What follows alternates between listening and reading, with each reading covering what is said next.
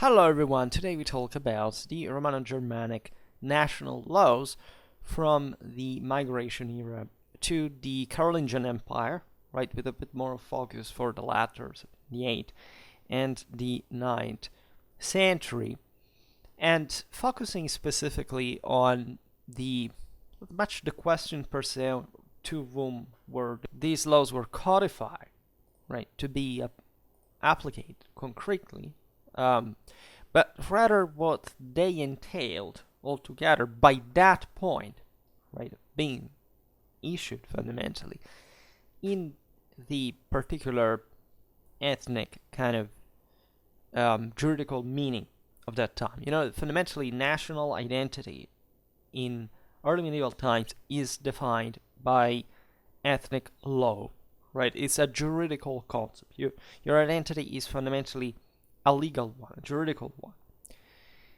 And every people has a different. We never made really a comparative video. We already talked actually about some of the laws that we will be discussing today. And we've seen we made a video, for example, about the Germanic law to court, like in general, conceptually, also mostly in the pre-codification of the same, but still unavoidably based on the codes, because we don't have practically any other source otherwise. And we have already observed, in fact, in those videos, the important differences that existed between, let's say, that time that was not documented, but that we can partly reconstruct from the codes, and the ones in which these codes were issued in, and in fact to whom. Again, not to get too circular, but of course we're talking about essentially Germanic peoples. That's what we will discuss today, of course, mostly settling, as we've seen countless times, in a sea of Romance people, and essentially ruling kingdoms that were born out of this original ethnic divide, but that they had to quickly close the gap. And different kingdoms did it in different ways. And of course, the more complex the local communities, the more different, in a sense, these codes had to be from the traditional law that was orally maintained fundamentally, also with its degree, in fact, of flexibility and uncertainty, but fundamentally still with a concept that fit the pretty compact, kind of simpler, primitive, and so mostly also militarily functionalized one of the invaders that had to deal, in fact, in very different terms with the establishment of a territorial dominion and the enormous amount of subjects that, in this sense, were ruled essentially by a joint elite, a merged elite between the Germans and the Romans, and that thus had to unavoidably be Romanized in part, but also adapting the same Germanic institution to a different reality, to a different reality also from their same Roman one, because of course the same Roman law was, let's say, was standardized in theory, and especially in a time where we're just already talking about the Byzantine ones, also because it came from the East specifically. We're talking about the Theodosian Code and the Justinian one.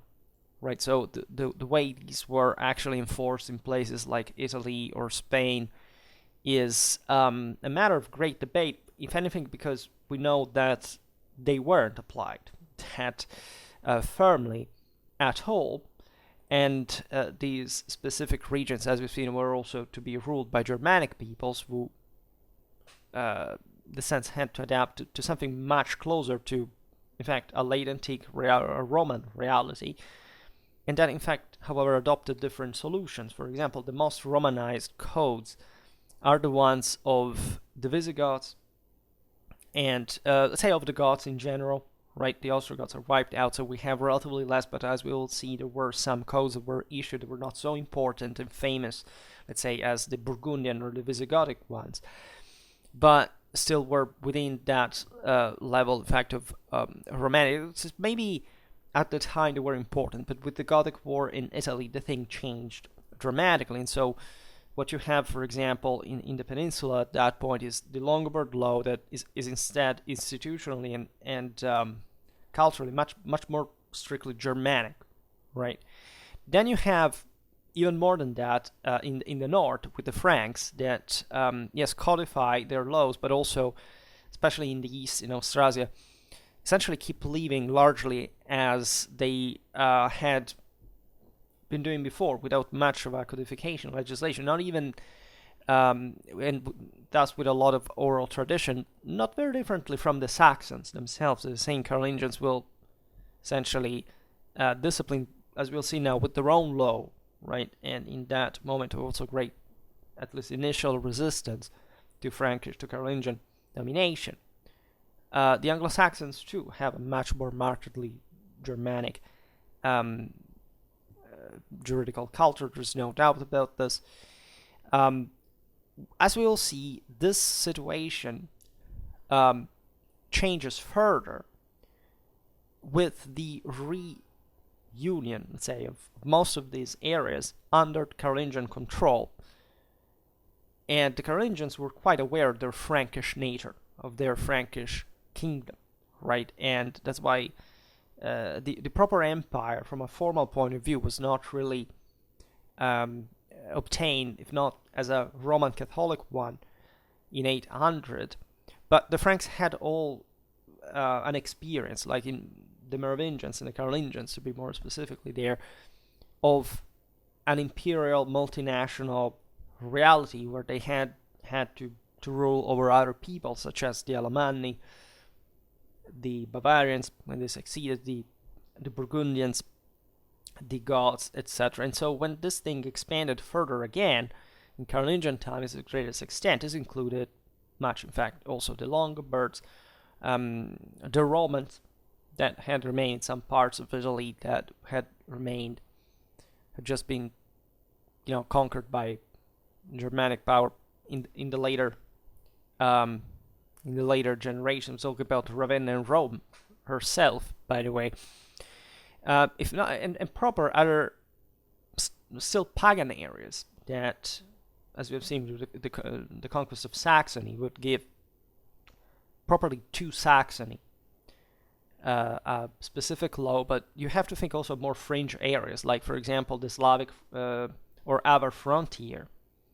Even further one, right, in other areas, even Celtic boundaries were touched there with Brittany, and so on. So everything is really complex, and obviously the need of the Carolingians was, from one side, to respect what was the juridical tradition of these peoples in different manner, because of course the Saxon one was fundamentally extirpated, or at least there was a great work made in that direction. Others were fully integrated and used in parallel to the Frankish one, such as, say, the Longobard one.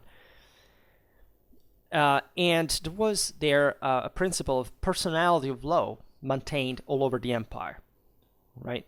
In this, I'd say, through this, the Carolingians could essentially content the local peoples, but maintain their own customs, where the majority of the population, the Franks fundamentally didn't.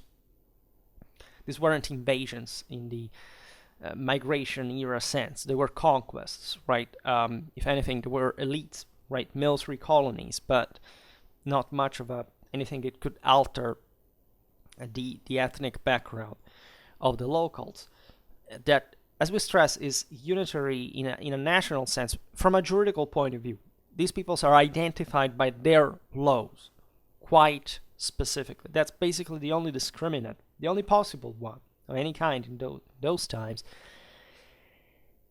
And that the Carolingians tend, however, to bring towards kind of at least a more cooperative and thus single direction, right? So already at this time, what what appears the outcome of what would have occurred later on, also beyond the Carolingian Empire, beyond the empire even in itself. Let's say that, and as a broader European phenomenon, but that was importantly connected to the empire as well in later time, of that comparative study of the various national laws, feudal laws, imperial laws, and the broader customs that were emerging, right? So to the point that this thing in the 11th century would even bring to the resuming of the Roman law as another source that was reconstructed in the West.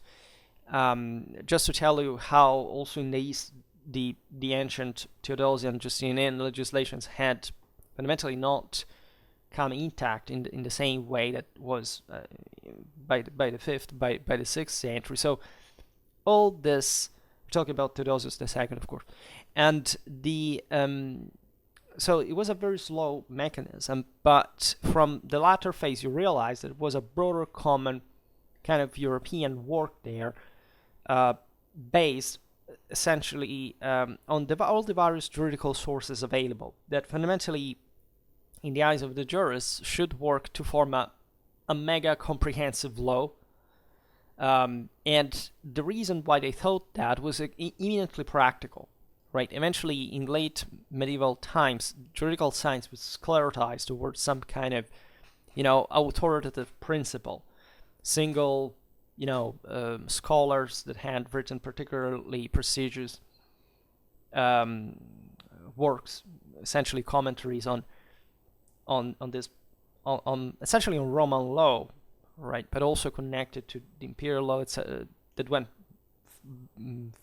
say, beyond that, because, or better, that had not reached that too, because the empire, yes, in theory in the West was Roman, but it was never ruled by Roman law, in which we intend it in an absolute sense, because the same, what really happened in the West with its resuming was not intentionally the point. Intentionally, these jurists really wanted, in origin, just to solve the same juridical problems, right? Filling those gaps that were not, in fact, that were left by the various codes that were, in fact, issued in early medieval times. So, in a world that was much simpler, more primitive, less, regulated than the much larger, and complex and dynamic high late medieval civilization, and that therefore required a much greater regulation,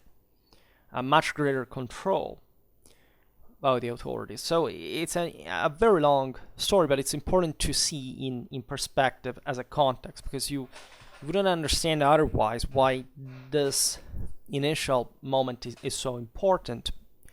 And if you look at early medieval times, texts expressing group consciousness and sense of community in one another are actually much more numerous as to express actually the opposite of that. That is to say, everything was much more fragmented than it seems. This is of radical importance because, again, the codes that we witness are the expression of territorial kingdoms. That is to say, something that didn't quite exist among the peoples that had come to rule to create these kingdoms in fact new lands, right? So the original groups would normally be much more variegated. The principle again was the one of common law, of customary law, for which every people, yes, had kind of some overlord, especially during the migration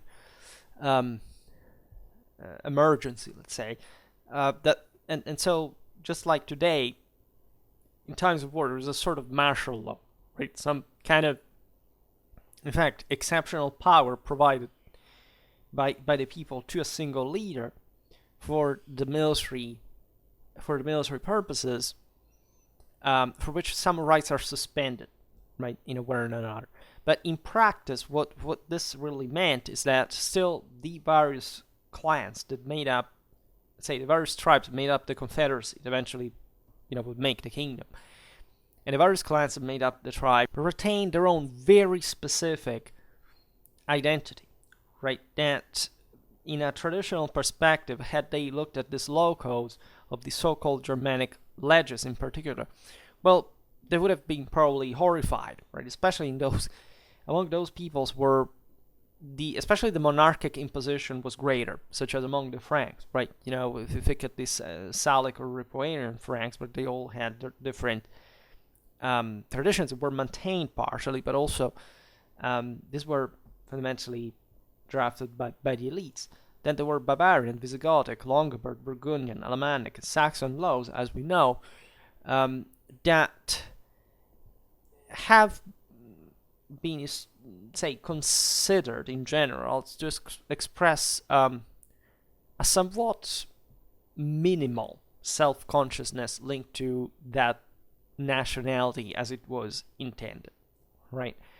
It's like when you say the Anglo-Saxons, what about the poor youths? Where were they, right? So the idea is, again, that politically and socially, the Germanic peoples changed dramatically once they settled in the new lands. Incidentally, those who instead remained in Central Northern Europe remained more or less like they were before. Like the migration era shattered a bit everyone, but let's say laws fundamentally reflect some kind of local situation.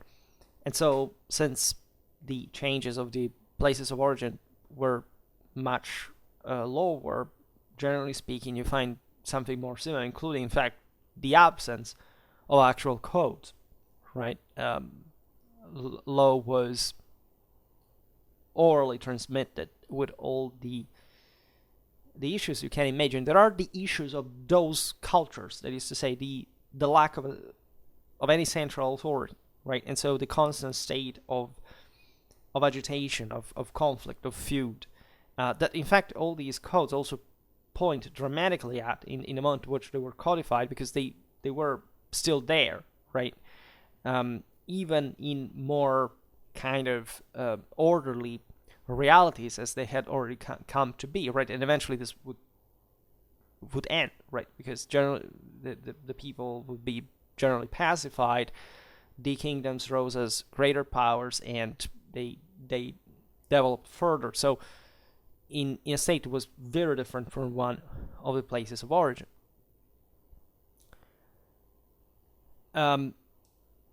So when we look at these leges,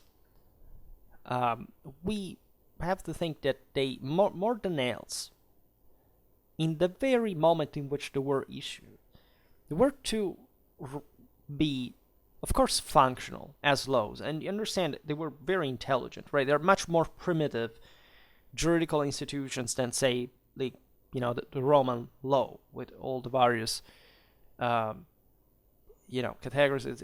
It was a much more complex, refined, sophisticated system. These ones are just lists of laws, right, that are more or less connected with each other, but just issued ad hoc, also not very frequently, right? But when you study them and you know what kind of political and social situation existed there, you realize that we're very, very pragmatically oriented, right? It makes you understand that people in the past, generally speaking, were much more aware of the direct consequences of their actions compared to us, right? And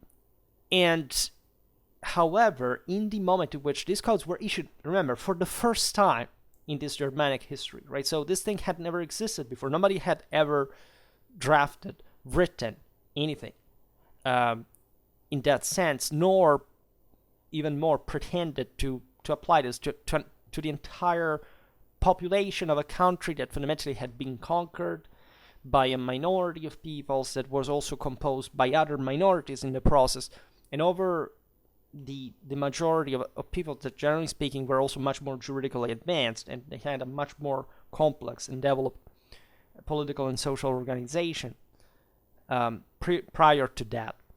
So these codes rather witness the bestowal of a political allegiance, right? You realize that, for example, the concept of kingship is somewhat stressed, emphasized there, because also the Germanic peoples up to that point had not known that in the way it had come to be, with that very specific institutional role and territorial dominion, and all the issues that came from administrating such a power.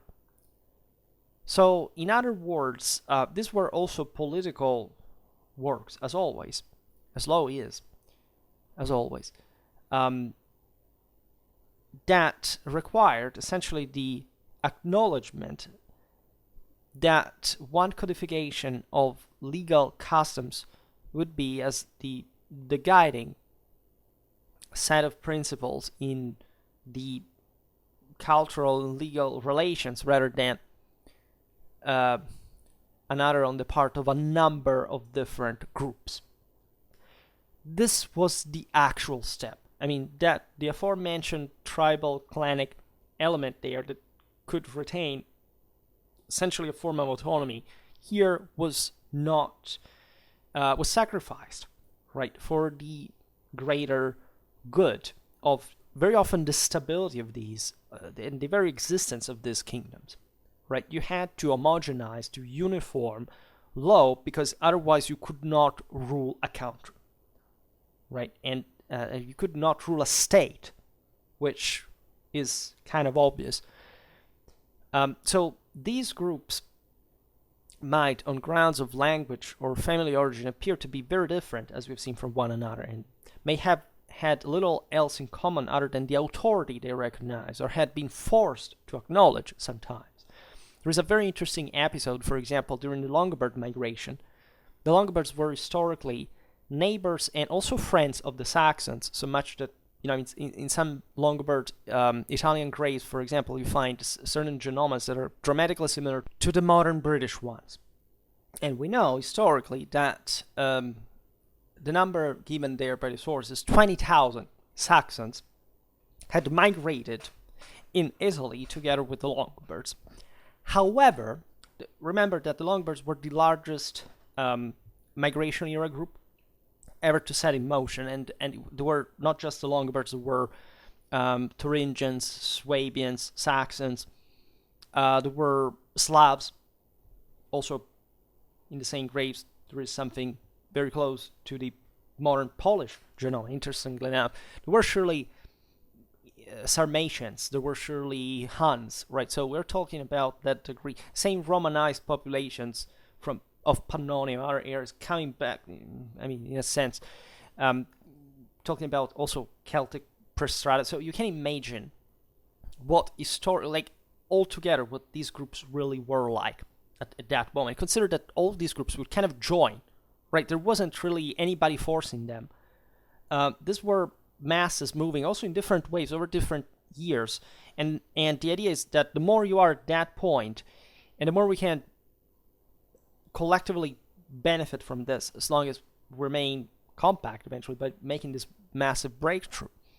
Well, the Saxons that entered the Po Valley and settled there are fundamentally asked by the Longobards, that were still the dominant ethnic group in the migration, to essentially become, like all the others, Longobards, juridically, right? The Edictum Rotari would be issued only in 643. Here we're talking about 80 years before, but it was evidently already necessary to think in terms like, now we settled in a country like Italy, we need forcefully, here we are in between the Byzantines and the Franks, to homogenize as a single people juridically, right? This is crucial for maintaining control. The Longobards suffered from this because, as you know, after the assassination of Albo and of Clef, there is 10 years of what is called like ducal anarchy, for which no king was elected, and that's again how literally the single dukes thought like. And the Saxons say, because they were not enough, like manpower to oppose themselves to the Longobards there, they refuse. They say, no, we want to remain Saxon. And that tells you also the mentality there. That is to say, it's one that refuses this concept entirely And the question is, how could they have refused that, given that basically any single people that settled eventually, that had already settled, the Longobards were the last, like the Franks, the Burgundians, the Goths had done the same. There were Goths there that when the Longobards moved in Italy, joined the Longobards to become Longobards juridically. That is literally ethnically, because that's what the ethnicity meant at the time. And so, what do the Saxons do? They come back to Saxony.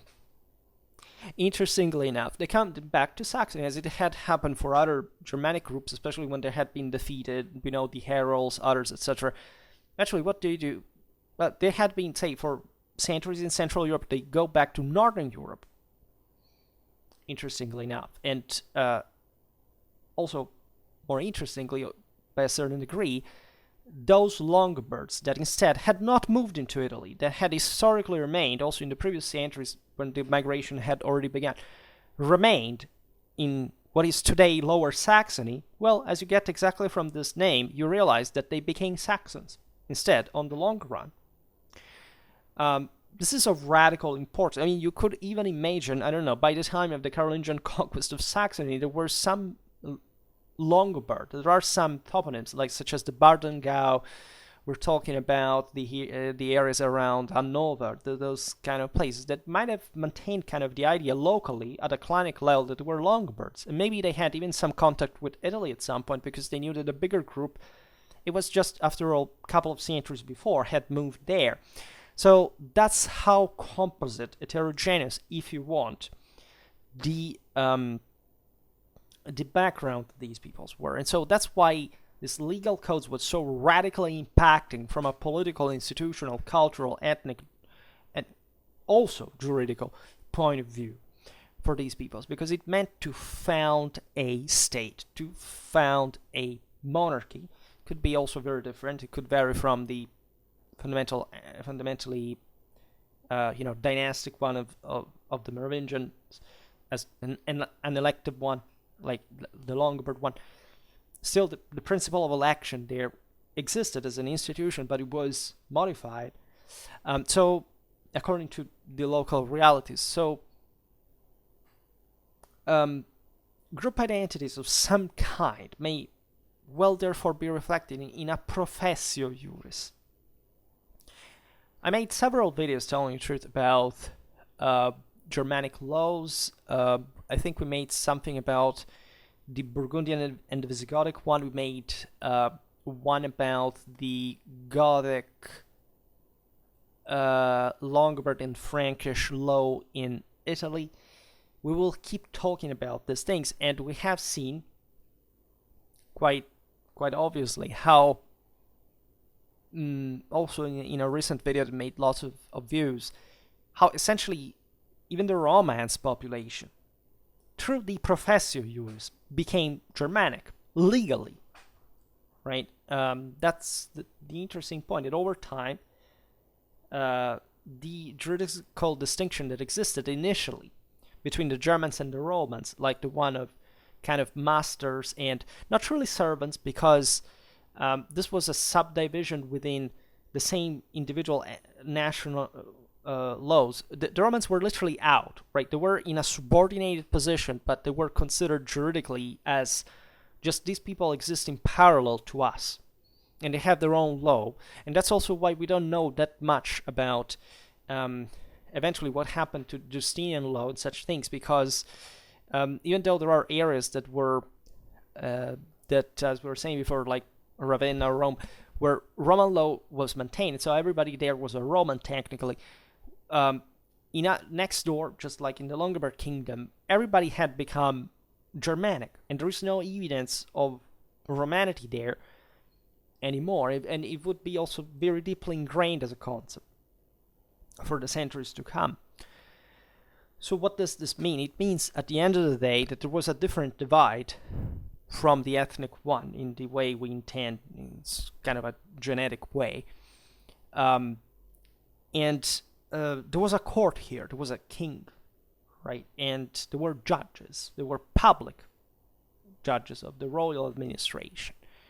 There was the public one of the people as such, because all this went under the name of the law of the whatever, as we've seen, the Salians, the Ripuarians, the Bavarians, etc. And the in fact the code had been issued as, in theory, the kind of the definition of that original traditional law, even though again it had been modified, if anything, because it had been issued by a single king with that kind of power, with that kind of, however, consensus that had been provided with by the rest of the people, and whoever they were at that point.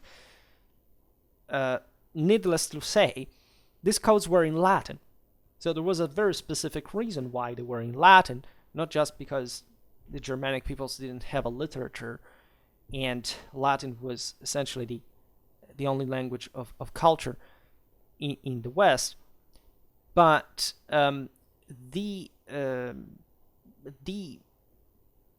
people to which such laws, so in theory, were addressed were, yes, in theory the people originally, so all the freemen, right? So in theory just the Germans, but in practice at that point were everyone. And that's why, again, you don't find any Roman anymore in certain lands, but they are all Germanic. Because essentially, everybody at that point had joined in. And they had been allowed to. And it was of enormous interest for a monarchy to have all the subjects becoming, in this sense, participants, becoming freemen in that system. And freedom was the greatest divide, politically, juridically, socially, in everything, right? If you were a freeman, so if you were a free Roman, you were a free Roman. You were to be judged as a Roman. You were in a condition for which, yes, in theory, the Germans have conquered you, but still, you're some important person. You have land, you have slaves, you have, you make things run. You pay, by the way, this is the point. You pay taxes to the kingdom. That is theoretically the kingdom of the Germans, but it's factually your own still Roman country where people speak Romance, and where the same Germanic kings have to legislate in Latin. And so you understand that there is no difference anymore. This is also this speaks of the overwhelming success of these codes and of the Romano-Germanic identity altogether. There was an important, however, value attached to the professio juris, right? It was so important to be free under that law that, for example, every judge was expected to judge according to his own law when presiding in court. This may seem confusionary, and this would mostly emerge in those situations where there were, for example, renewed rules, such as the Carolingian one over other peoples that were conquered or reconquered at a point. But at the same time, there was a free choice to be judged according to the law that you wanted. Also, if you wanted to make a contract, you could be a Burgundian and a Frank, and you want to make a contract according to the Roman law, you can. And under the eye of the law, and therefore of the king and the emperor, at some point, this was perfectly legal. If anything, because you were two free men dealing freely on whatever the hell you wanted. That, of course, had to be within the boundaries of law as well, right? And there were issues about this too, because naturally running a kingdom also entails that certain practices that are, in fact, clanic, mafios, if you want, such as ordeals, judicial duels, were not exactly the best way to solve things, to make justice specifically. But at a point, the same kings had to give up pretending that a law issued against this practice, for example, could work, because the people would have not obeyed to it. right? There were very specific and explicit examples of this. And literally the same royal admission about that, saying we know that even though this practice is traditional, it's bad. We want to cancel it, also because, Christianity had told people that also slaves are at least in potential human beings still, and this was in fact quite an ambiguous concept, but let's say it had brought to the necessity, say, for example, of having nuclear families, of stopping promiscuity at other level. I mean, there had been a broader civilization. That, however, was very gradual, especially in the Latin Germanic world. These things had a slow, but still very steady improvement, right? So that is also to consider. So when we look at the broader group identity defined by such laws, you realize, as we were just looking at for the Jews the other day, that was practically no real reference to race. You don't find any of that, right? To a broader culture, religion, or language, right? There is just, of course, the institution is specifically, it says, we are the king of this Germanic people for the will of God over this, and usually there is a geographical boundary set there.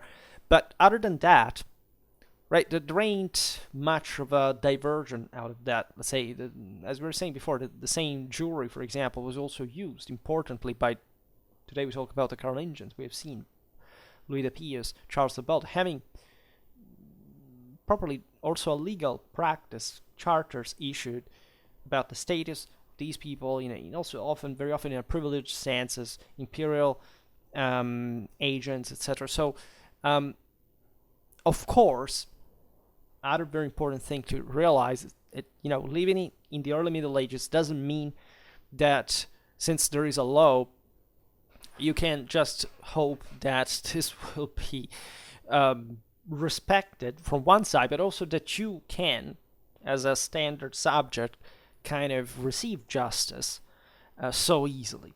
Because mostly the world is ruled effectively by the mob in a way or another. Just the original cultures were more so than the later ones. So that's that civilizational process. But in practice, what really made the difference is how powerful you were, right? The standard base there that was still cared very much about these codes, as we were saying before, it was the difference between freedom or lack thereof that really made the difference. Because normally, just for the fact that we're free or unfree people, you realize that it was pretty evident also in areas like Central Europe, Eastern, Northern, etc., where these codes were not issued, is that of course the free people owned other people. They owned slaves. And so owning a slave is a big deal because, first of all, you can afford it. Literally, this slave has to live of something, and slaves must be, functional to something. And so you can't just even treat them like animals. I made a video, I think last spring, about how this process changed, like from the passage also, how slavery mostly in Western Europe was gradually turning to some sort of serfdom or even freedom at a point that entails Lombard law. And if you go, I have to create a medieval law playlist specifically so you can find these things better. But if you go in the Lombard history playlist, you will find that reference there. It's very important, right? Because there is literally a shift also from Roman times, generally speaking.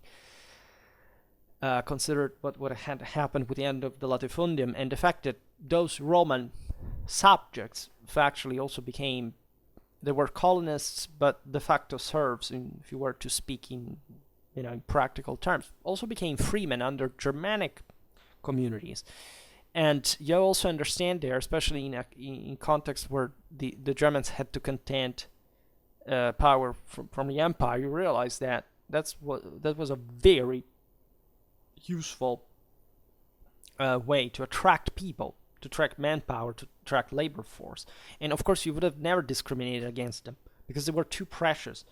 And in that situation, as we were saying just the other day, right? Nobody cares about race. Nobody gives a damn, even if there had been a major divide, which frankly didn't even exist. But concretely, we have the news of local, say, Byzantine bishops writing to the popes desperate because it says our people are escaping from the lands of the Romans in the lands of, in that case, was again the Longobards, because if anything, that's the most instructive thing because it's a frontier area with the Romans. Because they prefer, essentially, it doesn't say that, but because they paid simply much less taxes, right? And that also is an important indicator, say, of moral force from the side, from the potential of the same people that were abandoning the latifundum, which is extraordinary. And in fact, these are regions where traditionally, also in the rest of the Middle Ages, while most of the areas where, in theory, there had to be some kind of tribal freedom, actually maintained freedom. While in the latter areas, freedom was practically lost.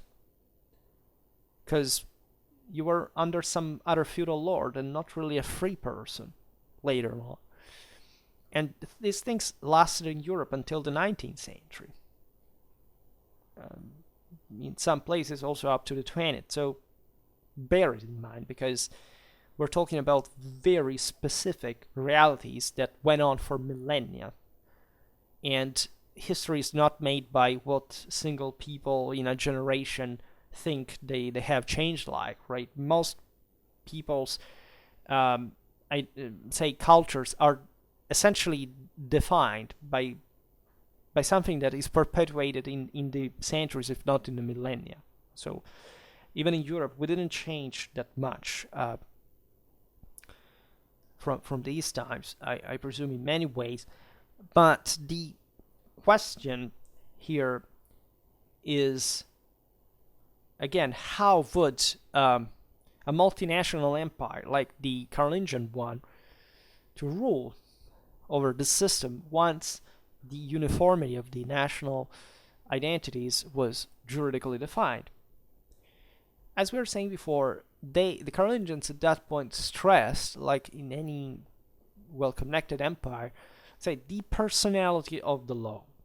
Especially in the early 9th century, that was, in fact, unsurprisingly, the peak of Carolingian power. So the moment in which the empire was larger, where also movements, economy were kind of more florid and so on. And the Carolingians, in this regard, confirmed the legal principle that different legal systems applied to different groups within the same community according to ancestry or place of origin. So for how these peoples had been historically habituated to reason like, it goes without saying, as we're just observing, that in the more Romanized areas, the process of national identification was much clearer. That is to say, just look at the Franks, right? There were still the Burgund, the Salians, the Ripuarians. So the more east you go, the more north you go. You realize that, say, in Bavaria, this kind of yes, there was a general law, but also the clan still had kind of greater importance. If you look at countries like Burgundy and Spain was taken over by the Arabs at that point, Italy, you realize that their vusvu is much clearer and much more uniform, right? Also because there is much more of a defined state and public authority. So the Carolingians naturally were very interested in this because even the plurality of such personality of the law within the same empire was still a first step to homogenize further that, right? Because you could, at this point, habituate people to, let's say, to fit that multinational system, given that their single identities were already well defined. So it was paradoxical again, because in other areas this was not completely true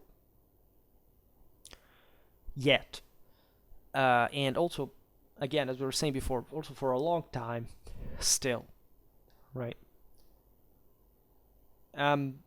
So the Carolingians did find themselves too in a very new situation. This was the next juridical challenge, let's say, since the migration era. Because they had to rule as Franks over countries that were populated overwhelmingly also by other nations. And we were incidentally making that video about the Carolingian domination of Italy the other day, talking about that too. So those were literally foreigners governing among others, and they had to, and not only, let's say, there were also travelers, pilgrims. Think about Rome. Rome, for example, when the Carolingians effectively take control of it, accepts in its own legal, let's say, the papacy, that at that point had become the public authority, has to adapt there to the fact that there was an important amount of Franks that were coming in too, in various mansions, in various roles, and that had to be taken in consideration juridically. So they had to learn also Frankish law. Rome was already habituated in a sense to that, because, as you know, the various scholae were present, like from different countries. There were the Saxons, there were the Longobards themselves. There had already been the Franks, but not in those numbers. Those had essentially, in those quarters, self-regulated themselves alone. But now there were, like, the empire was open, there were more people, right? There had also been the Greeks historically. Think about the Syrians, other Byzantine subjects that had fled from the iconoclastic persecutions, very often also, say, elite figures. There is really a lot going on, and the church, as we will see, also has a role in comforting the Carolingian legislation regarding these matters, because the bishops are often also in charge of the local populations, so they have also certain specific juridical powers, right, that do not deal, for example, with criminal law, because bishops could not kill, in theory, by condemning someone to death, but still they were the shepherds of the Roman community. And as we were saying before, issuing a law wasn't much just a matter of saying, okay, well, we will dispense justice per se. There were lots of injustices everywhere. These were clientele societies. As we've seen, it was just more like power group dynamics. And so also issuing laws that would regulate the system had to do specifically with kind of business, let's say, or dealing with injury, misdemeanor, like things that were quite political in nature. They could derive from resistance to occupation, like in Saxony. They could speak, let's say, of abuses of any kind of the powerful that would erode at some point also the public authority. So there were all very careful things to be taken in consideration. And as we were saying before, also, if you look at these laws, you can't really understand a lot. You think, I don't know, people say, Schwerpunkt, the medieval law is boring. We want to hear about the migration era, people killing each other. Well, I agree with you by a certain degree, but that's exactly the point. If you don't understand law, if you've never studied legal sources, etc., you actually miss the best part of that.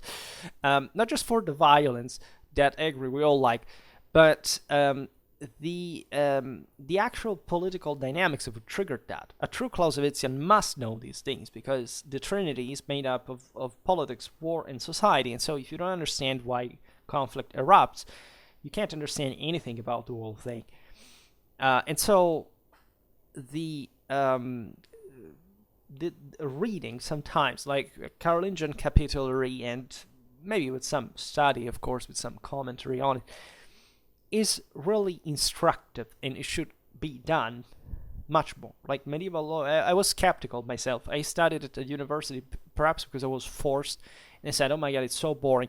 Yes, it's perhaps not what you would be more instinctively inclined to, but also not really what you would expect, I can assure you. And that's why I talk about it as well, because believe me, it's really, really important. So the Carolingians were trying to assemble the laws of the peoples within their realm by some degree. Again, the concept of professio juris was always there. Every person had a specific juridical identity and or could use different ones within the boundaries of the law. And everything would flow. And the Carolingians incentivated that too, because it meant to habituate the subject also to transcend that kind of just national perimeter and kind of thinking bigger. Consider that there were lots of economical activities resuming at this point since the 8th century. So that flexibility, that necessity, especially of trading, right, of dealing with other peoples, right, was very important for the economy. And it had to be regulated by an empire of those universal ambitions. For this reason, it was important that the judges had in court correct texts for every national law, right? And they would unavoidably, as you were saying before, start working on them. Because, again, there were evidently much subtleties in the various laws that could also compenetrate each other. And so it was very important to study the law in order to find what would be the best solution to each concrete problem. For example, Salian law and the riparian laws were started to be often accompanied by the standard early medieval digest of Roman law that already kind of existed in that sense. We're talking about the breviary of Alaric that many think was a Visigothic thing from the time of Alaric II, but actually was made probably in Ostrogothic Italy at the time. We're talking about the 5th, the 6th century, right? And we find this, in fact, in the royal writing office among the notaries of the Emperor Louis the Pious. So that's how important also Roman law already was. Always remember that great part of the reason why Roman law was revived was also imperial in nature, because Roman law, like in Constantinople at the time, declared the superiority of the emperor over the church, and that's why that was kind of a weapon during the investiture controversy as well. But as you know, the ambiguities between the Franks and the papacy had begun just, with the same Charlemagne. And so again, it was of radical importance, especially for developing a church, right, that essentially went by the Roman institutions, also in the Carolingian Empire, also north of the Alps, of course, to be very well studied in order to provide the empire with that kind of public culture that fundamentally the Franks had never had, because everything was private there. And so enlightened emperors like Charlemagne, Louis the Pious, read better also those who could have a unified empire, because they had survived all their brothers, would try their best, really, and succeeding largely, at least to the benefit of the ecclesiastical, development, administratively, politically, in a broad sense, to establish kind of a statal dimension to back the empire. Then that wouldn't work, as you know, but the importance of the church, the bishoprics, the monasteries would be such to make these institutions the truly gluing factor of post-Carolingian Europe, right? If Europe held together was also greatly thanks to this enormous work that Carolingians and the papacy had carried out at the time, with this enormous juridical work in parallel. However, consider that it was very difficult at the time, also with the general philological methods, but specifically with the lack of uniformity, again, the lack of a real state, of a real centralization, to have such a thing like a pure legal code. It's a great issue in the history of law, because you may never know really what kind of versions circulated at a point. As we've seen, even the need for having such laws sometimes was very contingental. It could vary depending on which kind of authority we were talking about. Because, again, the imperial office could have some copies that were not identical to the one owned by other, say, by certain judges or bishops or whatever. We're talking mostly about an elite work, as you understand, in the Carolingian Empire. That is a quasi-feudal reality at that point.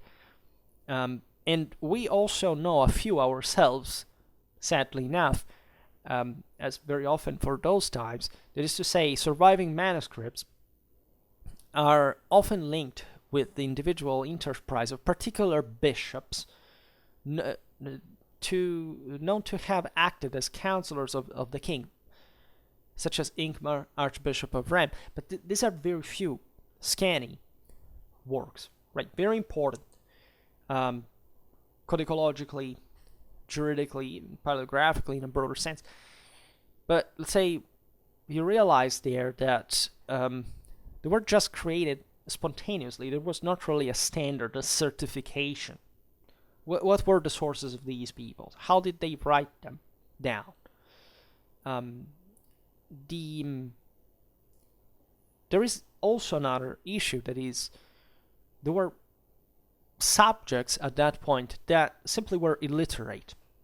And more than that, they were culturally literate. That is to say, they didn't have a previous written law, and thus it was and the reasons why they didn't is that their political and social background, again, was fundamentally incompatible by a certain degree with the type of rule that the Carolingians wanted to enforce. That's why the Saxons were, rebelling and put down over and over again, because they just thought legitimately from their perspective that they would have been enforced like a Frankish regime.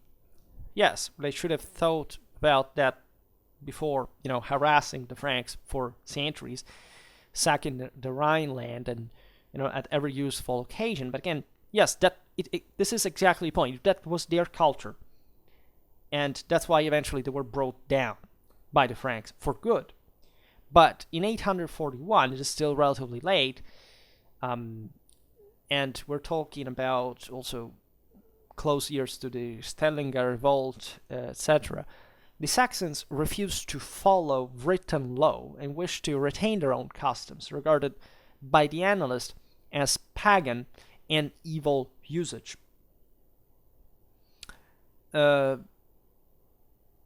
Regions like Germany, that was finally unified by the Franks, by the Carolingians, with the conquest of Saxony, were much less socially stratified than the Frankish world. And they thus were rebelling mostly at that point, when essentially the broader political rebellions the national rebellions were over, in a sense. In a social sense, it was still national in part, because they were realizing essentially that the elite was taking over, right? There had been initially with the Carolingian conquest kind of a negotiations regarding the relative autonomy that the Saxon communities could have, in spite of the important militarization of the Carolingian control, also the priestly, in fact, watch over the Saxon practices, and so on. With the last rebellion put down by Charlemagne, the Saxons were conquered for good. They wouldn't rebel anymore. But the Stanlinger Revolt was another issue because essentially was a civil war within the same, that was engulfing all Eastern Francia, telling the truth. But it was still reflecting the fact that this Carolingian kingdom, was essentially co-opting the elites to ever higher levels that would essentially strip the people away of great part of their autonomy, their individual liberty. And also that rebellion eventually was put down. Right, so what we were saying before is that why eventually, for example, in the Longobards kingdom, people were traditionally free, and you see that as a general custom in the following centuries, embodied also by the communes, quite macroscopically, etc. What do you see in a country like Germany is that by the time, say, the beginning of the 11th century and Conrad II, at that point most people were somebody else's, and that is a wild change, right, of areas that, as we've seen, were less habituated to public culture and therefore couldn't but be ruled through that still kind of privatized system. The divides here are very important because we're talking about areas that were both conquered by the Carolingians, but that had still a dramatic say difference in development, and that speaks, of course, of the type also of community lived there, but that can be studied juridically. That also reflects in the juridical differences that kind of reality. Naturally, what the analysts said as pagan and evil usage of the Saxon customs had to do with not just the fact that, of course, many of them were trying to practice still their older pagan cults in a political sense, so to rebel again, but also because much of fact of the pagan customs didn't accept, for example, the breaking of the clan, the idea that there shouldn't be really slavery to the extent that they had existed up to that point, that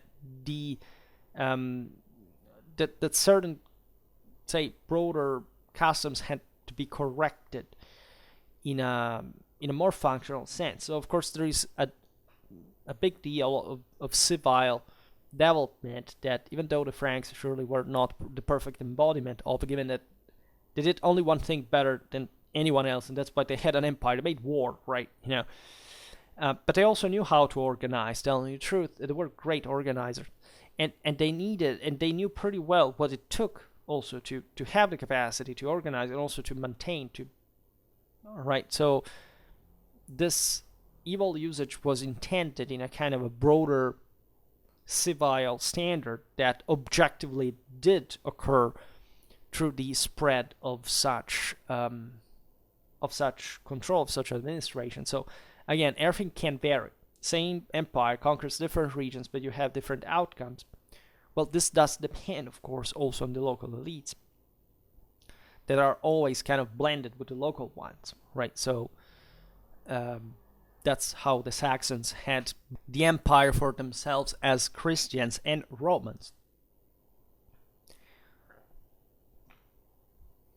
And it's also obvious, of course, that, as we were hinting at before, in this broader world, the changes were very, very slow, right? Especially, you can think in areas like Saxony, even just written culture and practice took an awful lot of time to affirm itself.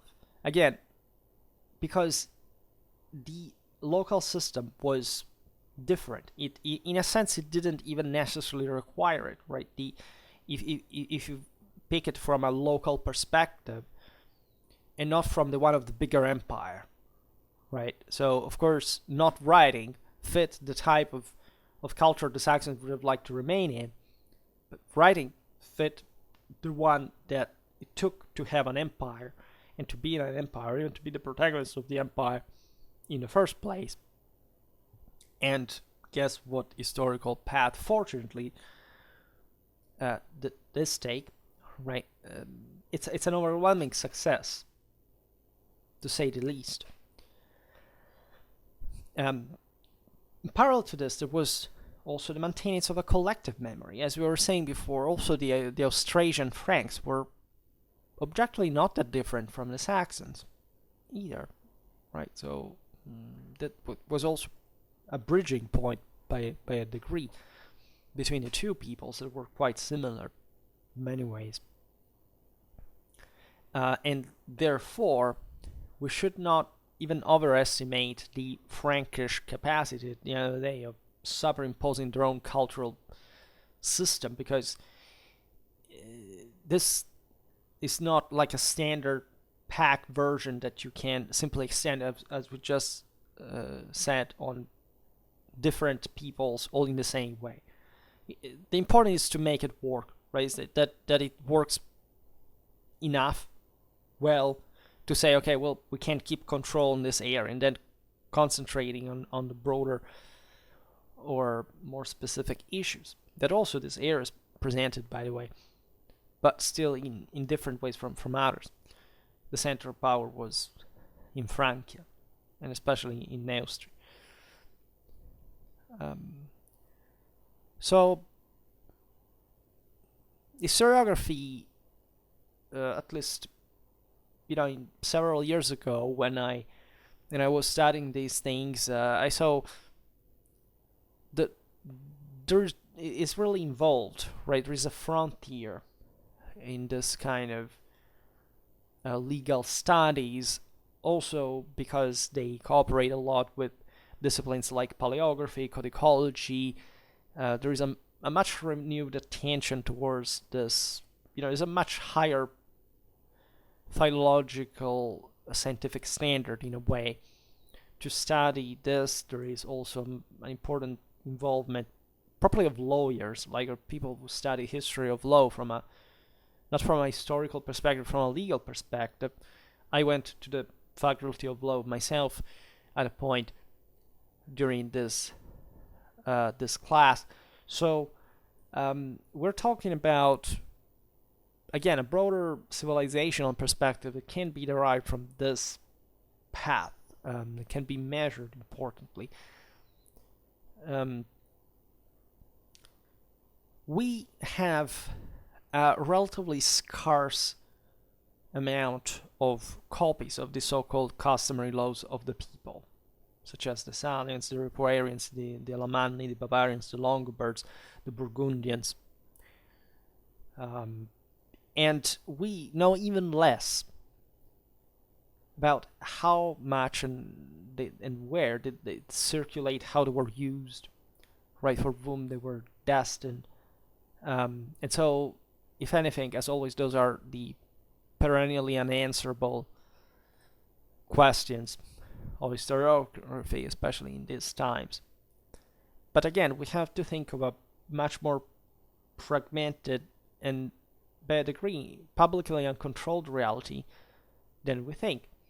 And in here we talk mostly of actually the most developed centers, rather, so the ones from which, paradoxically saying, the disgregation of the empire would start, because that's where the most powerful clientele laid. So we're talking specifically mostly about France, right? Mostly about Gaul, but also parts of the other two kingdoms. Literacy was also spreading in a more uniform way at an elite level with the aforementioned ecclesiastic and monastic reform that the Carolingians enacted successfully. And it's mostly at those centers that we have to look, in fact, to have most of the evidence. We see there is a great adaptability, a great practical capacity of these communities that had to learn quickly with the collapse of the empire that they also caused directly, how to take care of themselves, and therefore how to evaluate law for its practical purpose in a community that must be regulated, not just with the sword, but also with, first of all, with the mind. And that was always the standard in every power, telling you the truth. But there is also a cause-effect. First conquer a place, and then you have to organize it. So that's, I guess, how it happened for the Carolingian Empire, except the Carolingian Empire conquered everything and then disgregated. So that's exactly why these two phases overlap, and why law and is so important during the disgregation of the empire. There are clear distinctions that are maintained between, for example, the legislation of rulers, notably that of the Carolingian capitularies that were properly the imperial law, and the laws instead embodied into the so-called Germanic leges that were more ethnic, as we've seen, they were more national, more regional, or even provincial sometimes. There's a great dialogue. What you realize in moments of crisis, it's exactly this, that the greatest inventions come up. Perhaps we will see them in detail in another video. But what we know macroscopically, we can simply observe is, of course, the incredible amount, actually, of charters that were issued, and that had always been emanated, especially by the church. We were thinking about the ecumenic councils, and so also the decretals, canon law collections were integrated with the various local churches, customs and elaborations, and sometimes actual forgeries.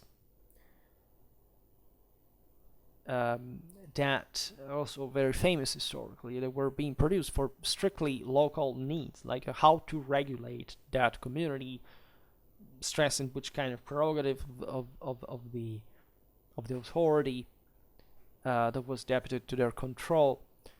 This had always happened. It's in a sense the same reason why the Carolingian Empire had to carry out a massive ecclesiastical reform, not just because the standards of the clergy were dramatically low, especially north of the Alps, to places like Bavaria, where, say, people didn't even know how to read Latin at a point. But mostly because the same more advanced areas like Gaul were historically, like, first of all, like all different sub-kingdoms, as you know. This was the case properly even from the Frankish one, given that at the end of the 7th century the Merovingian Empire had split into 4 separate kingdoms factually. So every place had coveted, had fabricated also the various ecclesiastical principalities that were enormously influent at this point. All their own kind of version of the story. A lot of written production, especially in southern France, but not only. And so this would affect enormously the day-to-day recourse to legal procedures and documentary methods of proofs.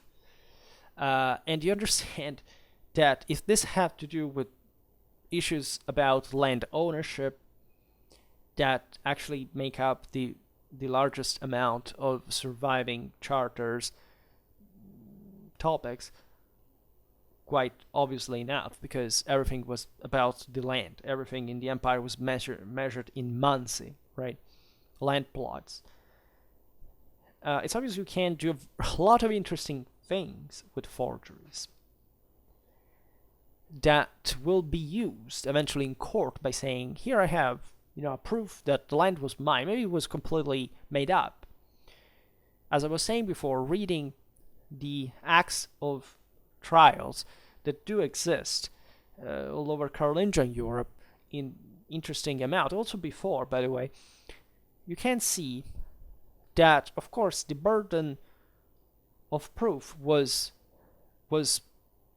obviously the core of the whole matter, and very often you see two aspects I think are very important. The first one is that mostly the winners were always providing with some kind of factual evidence that in the form of a charter of sort, right? That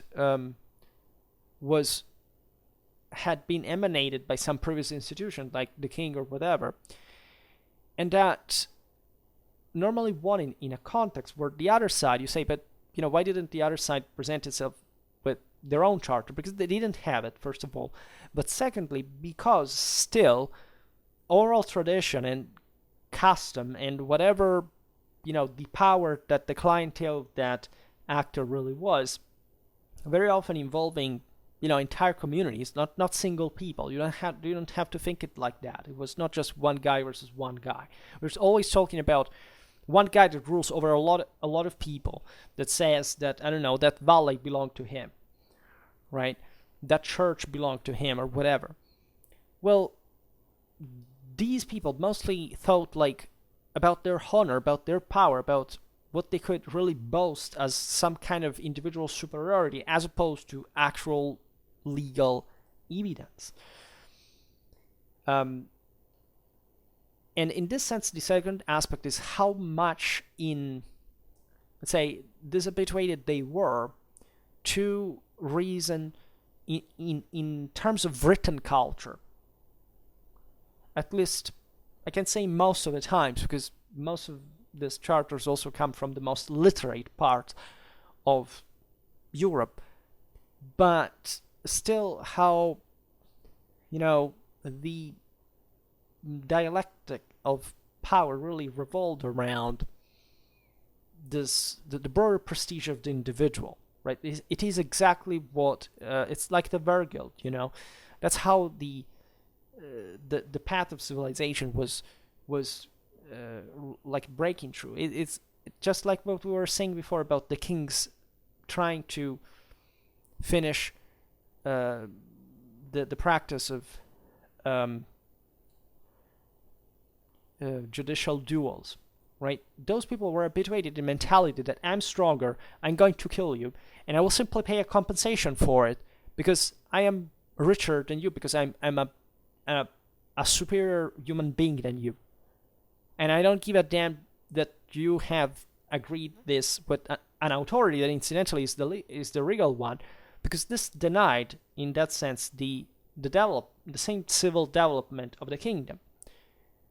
And the fact that the king won, of course, in the eyes of the tradition, was saying, we are ruled by the stronger guy that really is superior, yes, to us all, or at least, by a certain degree, and that can punish he who doesn't want to obey. Was already ingrained in a broader concept of justice, within boundaries that now were set in very different ones from the one of the Barbaricum, where there literally was no king, and so there was just a constant feud, and just a type of, I kill you, and if I compensate your clan, it's over. Nobody has to say anything, because if we break as a people, somebody else will eat us alive, and so we cannot afford that. Well, this, in the face of territorialization and the affirmation of kingdoms, was not tolerable anymore. Do you understand how important this passage is? But coming back to the Carolingian times, so where the elite, where things were not really less brutal, but if anything, the elites kept greater control on average on the population, we see that the various charter collections regarding this juridical development and greater juridical practice in general, and collections, again, of different laws that could be consulted, is in important centers, mostly ecclesiastical ones: Weissenburg, Fulda, St. Gall, Lucca, Farfa, and Milan. So these are all important centers in one way or another, mostly or monasteries or sees of archbishoprics, or even cities with it's the case of Lucca, has basically the richest early medieval European archive ever that survived miraculously, and for which everyone that studies basically these topics of early medieval law is legitimately obsessed with. And just think, in fact, how much we lost, because we know that these we also reconstruct how it could be at the time, what kind of archives they had. These are big questions, because it's just like, how were the libraries organized in monasteries, in the capillary archives, and so on? Because, again, most of these things were not really documented, or if they were, the sources are lost, and so it's still something that we have to reconstruct through an enormous amount of interdisciplinary work. And in the Frankish world, especially the Gallic church, you really find a lot of forgeries as well. The most famous one, the donation of Constantine, for many reasons. It was eventually debunked by the same papal humanists in the 15th century. The Le Mans forgeries, the Pseudo-Isidorean decretals, were produced in the same Carolingian period, like roughly the 8th to 9th century. Mostly, people say to have a broader kind of, people like conspiratorial things, right? Everything is about the Vatican, the mysteries of the papacy. Actually, much of these forgeries had nothing to do with any kind of overall kind of universal world domination and conspiracy theories and so on. They were just local documents that had been also quite contingentally produced for, again, supporting this or that ecclesiastical policy. That are ridiculous. They were not meant to even go out there in particular thing. I mean, the donation of Constantine speaks about dragons and it was not the point, but that it could be used still, right, in the broader political dialectic in the lay, say in the temporal and spiritual world, that were all blended in, especially in a country like France, where really the elites were omnipresent in the same. They concentrated an enormous amount of wealth. They were in the same hands of the same families that were also quite whose members were also quite flexible. Let's put it in this way: being abbots, bishops, counts, and or the same thing at the same time as the various, as you know, so men of clergy were pretty much men of war in the full sense, so that also the ethos, the ethical standards attained by these clergymen in a spiritual sense was just like they got the essentially the revenues from the various chapters and monasteries, and then they lived just going at war, right, with their duty, not the classist paranoid delusion that the elites were evil people sitting on the top of riches and all laughing sadistically, looking at the peasants breaking their backs, from their towers while chewing a pork leg, right? It's not kind of the picture. These were the people that had literally everything on their shoulders, right, including the peasantry, and so they had very stringent, specific reasons for even inventing, again, within the boundaries of what that work could affect, could be fairly local to a certain degree. Such inventions, because it was a way just to say, okay, well, I have my own document, and so try to actually state that this is false, right? They didn't have modern paleography. They didn't have a great kind of broader historical understanding in this kind of scientifically modern sense that we intend today. So they would see these forgeries also as important from one side, but they were integrated to a system whose power dynamics were often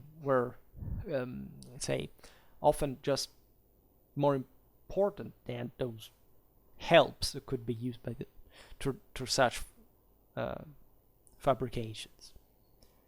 But what really matters here is the greater emphasis on written records that didn't quite exist before, right? At the time of the ledges issuing, well, surely there was plenty of things that were written, but much less than in previous times, in later times, and unfortunately also we have less of that surviving in relative terms as well for us to understand. But there is an increase Carolingian times, exactly also because of the greater importance of the elites that control more, and so need greater organization, and literacy spreading very slowly in ways that the elites are, quite eager to appropriate themselves of, at least for those that would receive an ecclesiastical education, therefore a literate one, because otherwise even emperors were analphabet, right? So, but charters recording the settlements of disputes were also hardly objective in the presentation of the establishments of claims to property. So we understand that they were used just in different ways compared to the early laws. And so what really matters in a broader sense is what the greater authority really decided. And there is another dynamic here, because normally, in fact, dissenters, as we've just seen, that preserved more of these documents were the ecclesiastical ones. And given that these charters were all about land disputes, it's also obvious that the ecclesiastical institutions would simply, like any other, destroy or not have any interest in preserving the charter of those causes that they had lost. Right? If a charter said that you didn't have possession of a certain place, well, it was done, right? Also because it was very contingent. It was not just like the definition. You see, these charters didn't quite define a possession out of scratch. This fit a previous property of maybe a previous charter that had issued that specifically, and or that had confirmed certain situations that already existed, of course, as it was normal really to for the sovereigns of the time, just to again defend the rights of the communities, not really interfering with them or with their legitimacy, because that was largely beyond their power. And so there were also relatively contingental issues that would change over time. So it's hard to presume that, like, I don't know, a 9th century document would have been useful for, let's say, an 11th century situation, because too much had changed and too many other customs and relations had been established, for which it was just a completely different story. And this, of course, also, especially during the 10th century, means that, and we see that the sovereigns could have, first of all, a limited influence on what was happening broadly meant. Very often they could even support an appropriation of some sort. Politically, it was illegal, so just they would facilitate the process for someone that would support them. This was done all the time, and most of the agreements were really not written, or at least not preserved much of a longer time. And so you can imagine the amount of injustice that existed overall. And so how many situations that de facto came themselves to produce that would be, in fact, mostly at the base of feudal Europe, that just came to be, again, as a custom, because the custom at that point was a bit the measure of the limit of a governmental direction. That really meant, yes, in theory this God-given right, but in practice literally meant, like, if there was somebody more powerful there that established a relation between these communities, and this had become habitual, well, this is custom. And then the guy, his descendants, can always appeal to it. This has been always the case, cannot be changed. Right, that's why we're talking about the mob before, because that's exactly what, at the end of the day, this thing really was.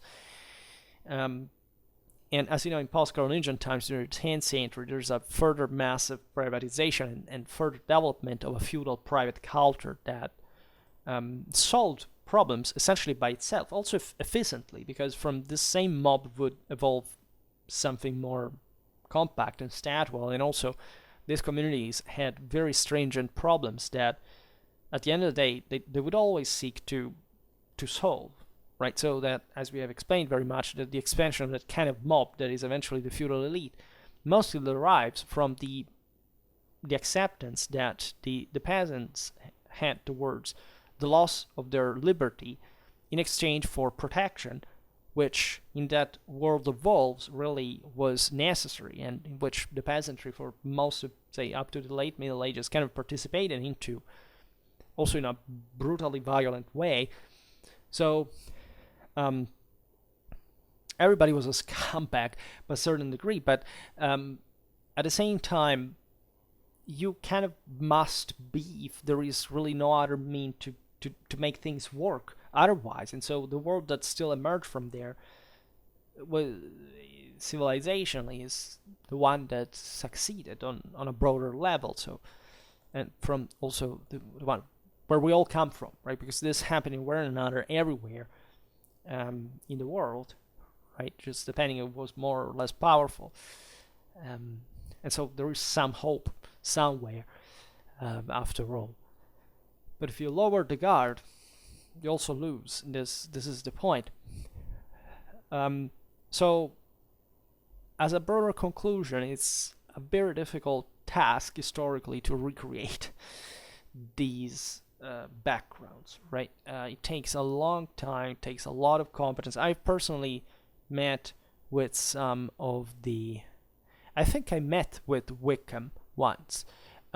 He came to our university once, then the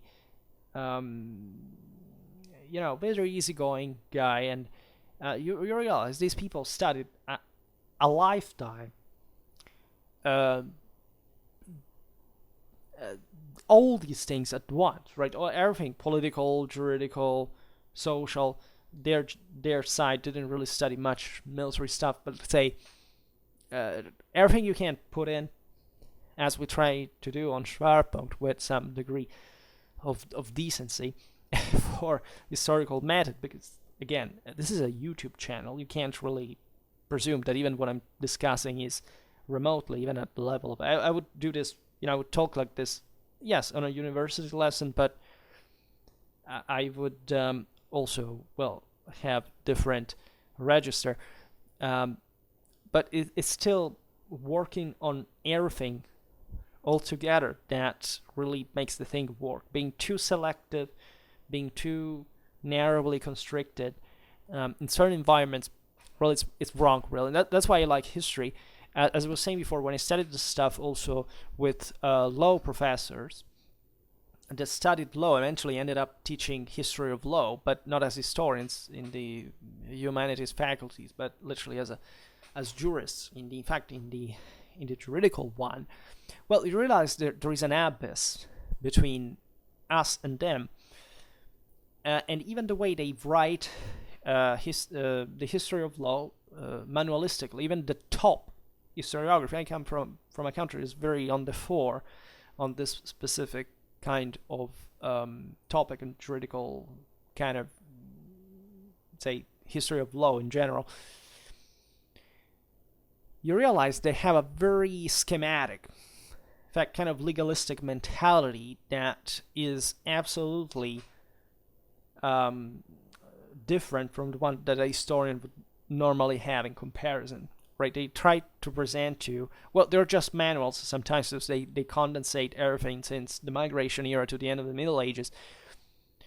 And so they have to make some cut, let's say, but in many ways, they're also very modernistically oriented, because most of these juridical studies in Europe historically were, very big things. I mean, since you can argue since these times, eventually the revival of Roman law and then all the modern juridical science, there was always a historical study. The greatest figures in the history of law were all historians of law, of course. And there are very big differences between the various juridical cultures, different countries. It's a very interesting topic. But most of them would come from modern history. And as you know, modernists have a lot of prejudices towards the Middle Ages. They don't understand it fundamentally. I've never really met with a modernist that didn't have that bias in the sense of, I studied the modern age because it's so more advanced, and so the Middle Ages is just chaos, right? And so they have to stress too much this fact that this was a state, there was a law without a state. How did the system work? There are kids I've met, legitimately, some of my colleagues tell me, I asked my sister, said, we don't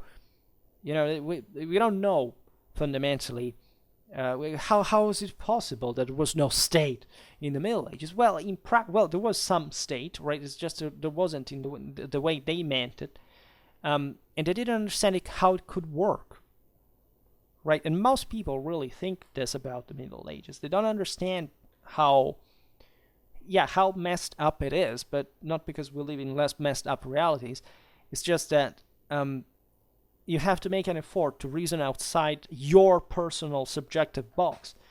And the Middle Ages that do not exist do not also have any responsibility regarding your own limits, right? That's history, that's reality, and you have to learn it.